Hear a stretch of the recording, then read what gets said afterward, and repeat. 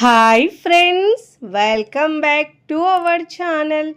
ఈరోజు మన కిచెన్లో చాలా టేస్టీగా ఎలాంటి మినప్పప్పు నానబెట్టకుండా అప్పటికప్పుడు చేసుకునే సగ్గుబియ్యంతో దోశలు ఎలా చేయాలో చూపించబోతున్నానండి. ఈ దోశలు అయితే చాలా సాఫ్ట్గా నోట్లో పెట్టుకుంటే కరిగిపోతాయండి. దానికి కాంబినేషన్గా పల్లీ చట్నీ కూడా చూపిస్తున్నానండి. టేస్ట్ అయితే భలే రుచిగా ఉంటాయండి.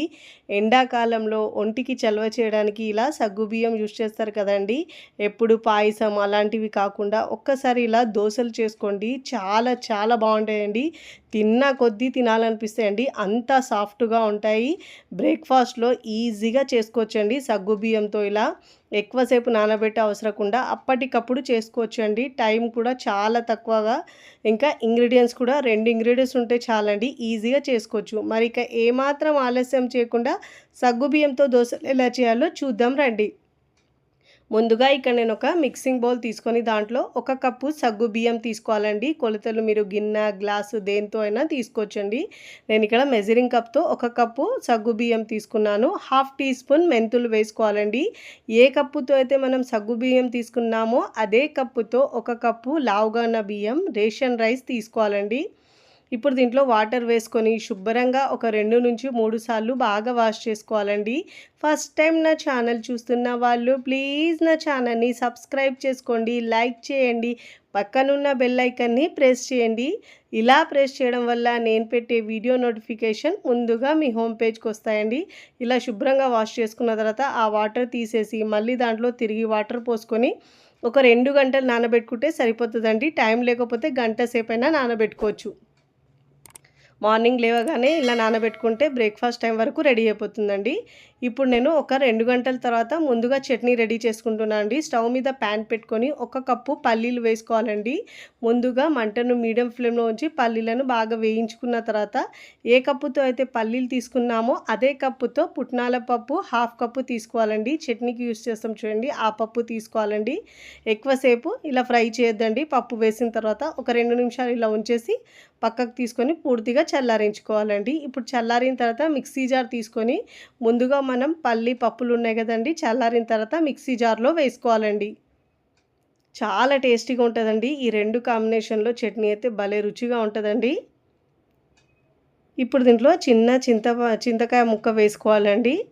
ఎక్కువ వేసుకుంటే పుల్లగా అయిపోతుందండి, కొద్దిగా వేస్తే సరిపోతుంది. ఇప్పుడు దీంట్లో పచ్చిమిరపకాయలు ఒక 2 నుంచి 3 వేసుకోవాలండి. ఒకవేళ మీరు కారం ఎక్కువ తింటే ఎక్కువైనా యాడ్ చేసుకోవచ్చండి. ఇప్పుడు దీంట్లో పుదీనా ఆకులు తీసుకోవాలండి. ఒక 2 టేబుల్ స్పూన్ దాకా, కరివేపాకు ఒక 20 నుంచి 30 దాకా తీసుకోవాలండి ఆకులు. ఇప్పుడు దీంట్లో రుచికి సరిపోయినంత ఉప్పు వేసుకోవాలండి. ఉప్పు కారం మీ టేస్ట్ని బట్టి యాడ్ చేసుకోండి, ఎక్కువ తక్కువ. ఇప్పుడు దీంట్లో కొద్దిగా వాటర్ వేసుకొని మెత్తగా గ్రైండ్ చేసుకోవాలండి. మరీ మెత్తగా కాకుండా కాస్త బరకగా ఉంటే టేస్ట్ బాగుంటుందండి. ఇష్టం లేకపోతే మెత్తగా అయినా చేసుకోవచ్చు, కానీ కాస్త బరకగా ఉంటే హోటల్ స్టైల్ చట్నీలా టేస్ట్ వస్తుందండి. ఇప్పుడు ఇలా గ్రైండ్ చేసుకున్న ఈ చట్నీని ఒక బౌల్లోకి తీసుకొని అదే మిక్సీ జార్ కడిగి 1/2 కప్పు వాటర్ వేసుకొని చట్నీలో మిక్స్ చేసుకోవాలి. ఈ చట్నీని మరీ పల్చగా చేద్దండి, కాస్త గట్టిగా ఉంటేనే టేస్ట్ బాగుంటుందండి. ఇప్పుడు ఇలా వాటర్ వేసుకున్న తర్వాత బాగా మిక్స్ చేసుకోవాలండి. ఇప్పుడు మిక్స్ చేసుకున్న తర్వాత పోపు పెట్టుకోవాలి. నార్మల్గా మనం పోపు ఎలా పెట్టుకుంటాము, 1 టీ స్పూన్ ఆయిల్ వేసుకోవాలండి. జీలకర్ర, ఆవాలు వేసుకోవాలి 1/2 టీ స్పూన్ దాకా.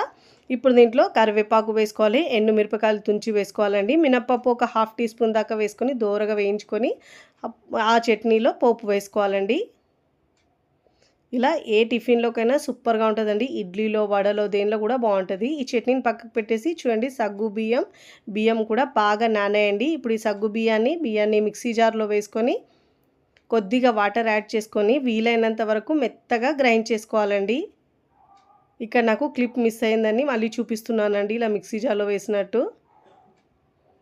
ఇప్పుడు దీంట్లో ఏ కప్పుతో అయితే మనం బియ్యం తీసుకున్నామో అదే కప్పుతో 1 కప్పు పెరుగు తీసుకోవాలండి. పుల్లటి పెరుగు తీసుకుంటే టేస్ట్ చాలా బాగా వస్తుందండి దోశలకు. వీలైనంత వరకు మెత్తగా గ్రైండ్ చేసుకొని మిక్సింగ్ బౌల్లోకి వేసుకోవాలి పిండిని. ఇప్పుడు ఇలా మెత్తగా గ్రైండ్ చేసుకున్న తర్వాత కొద్దిగా వాటర్ మిక్సీ జార్లో వేసుకొని ఈ పిండిలో మిక్స్ చేసుకోవాలి. కన్సిస్టెన్సీ మనకు దోశ పిండి కన్సిస్టెన్సీ ఎలా ఉంటుందో అదే విధంగా ఉండాలండి. ఇప్పుడు దీంట్లో రుచికి సరిపోయినంత ఉప్పు వేసుకొని ఇలా బాగా మిక్స్ చేసుకోవాలి. ఇప్పుడు మనం ఎప్పుడైతే దోశలు వేస్తున్నామో అప్పుడు ఇన్స్టెంట్గా చేస్తున్నాం కాబట్టి ఈను వేసుకోవాలండి 1 టీ స్పూన్ దాకా. మీరు దీని ప్లేస్లో వంట సోడా అయినా వేసుకోవచ్చు. ఒక పావు టీ స్పూన్ దాకా వేసుకొని దీనిపైన కొద్దిగా వాటర్ వేసుకుంటే యాక్టివేట్ అవుతుందండి. ఇప్పుడు ఇలా పిండిలో బాగా మిక్స్ చేసుకోవాలి. ఇన్స్టెంట్గా చేస్తున్నాం కాబట్టి సోడా కంపల్సరీగా వేసుకోవాలండి. ఇప్పుడు ఇలా బాగా మిక్స్ చేసుకున్న తర్వాత స్టవ్ మీద పెనం పెట్టుకొని పెనం బాగా వేడైన తర్వాత స్టవ్ని సిమ్లో ఉంచి వాటర్ చిలకరించి టిష్యూ పేపర్ లేదంటే క్లాత్తో తుడుచుకోవాలండి. ఇలా బాగా తుడుచుకున్న తర్వాత ఇప్పుడు దోశలు వేసుకోవాలండి. ఇక్కడ నేను 2 గరిటెలు పిండి వేసుకొని ఇక్కడ పల్చగా వేయద్దండి, కాస్త సెట్ దోశ లాగానే వేసుకోవాలి. అప్పుడే ఈ దోశలు చాలా సాఫ్ట్గా చాలా బాగుంటాయండి. ఇలా సెట్ దోశలా వేసుకోవాలి, ఎక్కువ స్ప్రెడ్ చేయొద్దండి. ఇప్పుడు మంటను మీడియం టు హై ఫ్లేమ్లో అడ్జస్ట్ చేసుకుంటూ చూడండి, మనం సోడా వేసాం కాబట్టి హోల్స్ ఎంత బాగా వచ్చిందో పిండి పొంగినట్టు. ఇలా మంచి ఒకవైపు కాలిన తర్వాత మరోవైపుకి టర్న్ చేసుకోవాలండి. దీనికి ఆయిల్ వేయకపోయినా పర్వాలేదండి, ఆయిల్ లేకుండా కూడా మీరు చేసుకోవచ్చు. ఇక నేను ఒక పావు టీ స్పూన్ దాకా ఆయిల్ వేస్తున్నానండి. ఇలా ఒకవైపు కాలిన తర్వాత మరోవైపుకి టర్న్ చేసుకోవాలండి. మంచిగా 2 వైపులా కాల్చుకొని ప్లేట్లోకి తీసుకోవాలండి. ఇదే విధంగా 1 బై 1 పిండితో దోశలన్నీ వేసుకోవాలి. చూడండి, ఇలా హోల్స్ వచ్చినాయంటే పిండి బాగా మంచి పులిసినట్టండి. 2 వైపులా మంచిగా కాల్చుకొని సర్వింగ్ ప్లేట్లోకి సర్వ్ చేసుకోవాలండి. చూస్తుంటేనే ఎప్పుడెప్పుడు తినాలనిపిస్తాయండి. అంత సాఫ్ట్గా మృదువుగా నోట్లో పెట్టుకుంటే కరిగిపోతాయండి, అంత సాఫ్ట్గా ఉంటాయండి. పళ్ళు లేని వాళ్ళు కూడా ఈజీగా తినొచ్చండి. చాలా హెల్దీ బ్రేక్ఫాస్ట్. సమ్మర్లో ఇలా చేసుకోండి, ఒంటికి చాలా చలవ చేస్తుందండి. ఎంత మృదువుగా వచ్చినాయి చూస్తుంటేనే తెలుస్తున్నాయి మీకు ఎంత సాఫ్ట్గా వచ్చినాయి. మీకు నచ్చిన చట్నీతో సర్వ్ చేసుకోవచ్చండి. నేనైతే ఇక్కడ పల్లీ చట్నీ, అల్లం చట్నీతో సర్వ్ చేస్తున్నానండి. రుచి అయితే బ్రహ్మాండంగా ఉందండి. మీరు కూడా తప్పకుండా ఈ సగ్గు బియ్యంతో దోశలు ఈ ఎండాకాలంలో ఒక్కసారి ట్రై చేయండి. ట్రై చేసి ఎలా కుదిరిందో నాకు కామెంట్ ద్వారా తెలియచేయండి. ఇలా చేసిన దోశలైతే పిల్లలు పెద్దలు కూడా చాలా ఇష్టంగా తింటారండి, అంత సాఫ్ట్గా మృదువుగా ఉంటాయి. వీడియో నచ్చితే లైక్ చేయండి, ఫ్రెండ్స్ ఫ్యామిలీకి షేర్ చేయండి. మరికొన్ని టేస్టీ సింపుల్ క్విక్ రెసిపీస్ కోసం టీ టీ టీ కిచెన్ని సబ్స్క్రైబ్ చేసుకోండి. కమెంట్ చేయడం అస్సలు మరవకండి. Thanks for watching.